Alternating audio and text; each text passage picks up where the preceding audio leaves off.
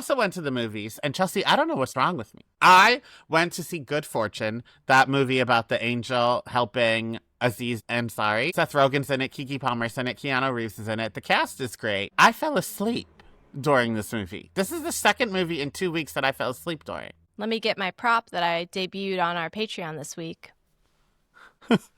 What is that? You know what I'm going to say. Say it. Sleep apnea machine. Baby boy needs a sleep study. They're not free. Do you live in the same country I live in? I do. I understand that sometimes society is set up in a way that you do just have to put on those breathe right strips and send me whatever the red light mask you've recently purchased is that I find horrifying. I do love that red nose strip. But the movie itself, I was awake for most of it. My biggest problem with it was Keke Palmer. They tried to play some boring girl. Like a boring girl that works at Sam's Club or whatever that tries to start a union. And the things about her, still living with her mom, poor, starting a union. Someone with a personality could do that. Keke Palmer could have played herself and still done all those things. But they had her playing just a boring love interest. It was a waste. So it was a fine movie. It was there. I watched it. I got Here a little we are nap. again, our favorite segment, a movie Donnie saw that won't be in recommendations. But that brings us to recommendations, Chelsea. I watched Ryan Murphy's new show on Hulu, All's Fair, starring Niecy Nash, Kim Kardashian, Sarah Paulson, Glenn Close, and Naomi Watts. They're the 5 main ones. And then it's about an all-women divorce lawyer team. An all-women lawyer divorce... What? How? What? An all-women lawyer divorce team. Is that right? This feels like when I go in and edit our This Weekend segment. All the words are there. They're just in the wrong order. An all-women divorce lawyer team. That's right. So they're the 5 that are all there every week. But the people of the week, the clients, the first episode is Judith Light from Who's the Boss. The second episode is Elizabeth Berkley, Jessie from Saved by the Bell. And the third episode is Jessica Simpson.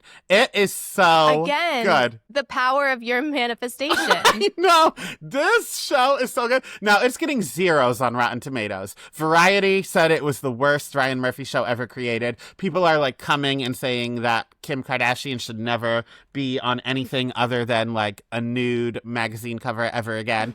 And I couldn't agree less. I think this is such a fun, we're on YouTube, so CUNTY show. I think it is perfect. I think the dialogue is biting. I think that they're snarky. I think that the cast is all bitches. Ryan Murphy writes best when he can write a group of bitches. Coven and Scream Queen's his best work. I agree. And this falls right in line. Yeah, those are the seasons that I love of his work. Yeah. And I have to say, have you seen any of the interviews of this cast? Yeah, they're having a ball. They're having a ball, but there's one where they ask, who is most likely to steal the wardrobe from set? And Kim Kardashian, kind of whispers to Sarah Paulson, imagine it was Glenn.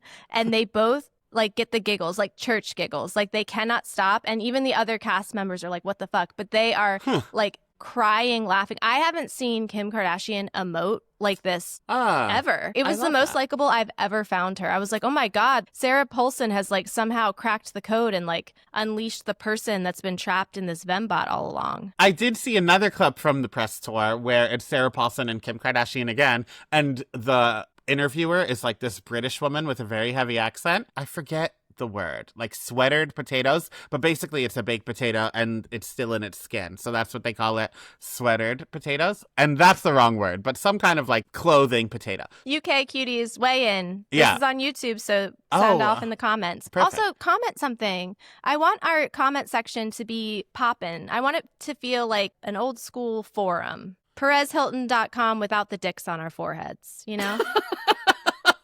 She says, do you like sweater potatoes? And Kim Kardashian says, who?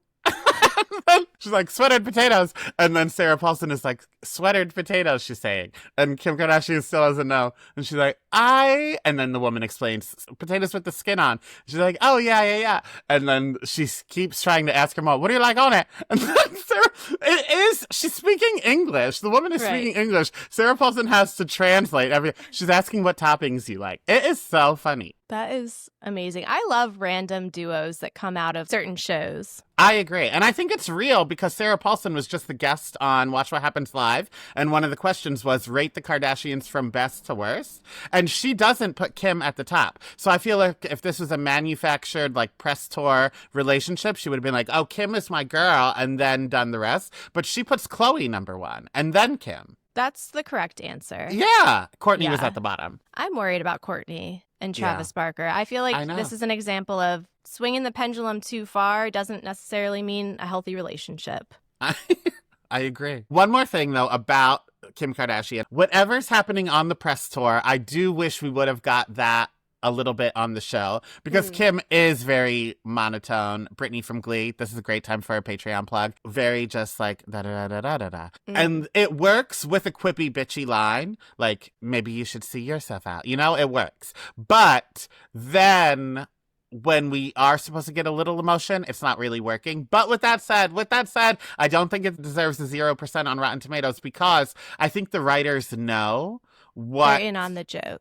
Well, I think they're in on the joke, but I also think that, like, they're in on the casting. So, like, we have all of these great, like, Oscar-nominated actresses. We also have Kim Kardashian. So maybe we won't give her the heavy lifting here. So, like, yes, she is going through a divorce on the show, but she's able to, like, brush it off and just be a bitch about it, as opposed to, like, seeing her sob in a bath. That's fair. So she delivers her lines the opposite of Body in Beauty and Black, where Body is up here no matter what she's saying. She's delivering a line like she is throwing somebody out of the club, whether she's telling you that she hurt her neck sleeping last night or she is throwing somebody out of the club. Whereas Kim Kardashian is delivering at a 0. Get the fuck back there and get changed. Okay. Okay. All right. My shift didn't even start yet, but whatever you say, Mama. I slept horrible last night. I need to get a Tempur-Pedic mattress. Yeah, that's our body.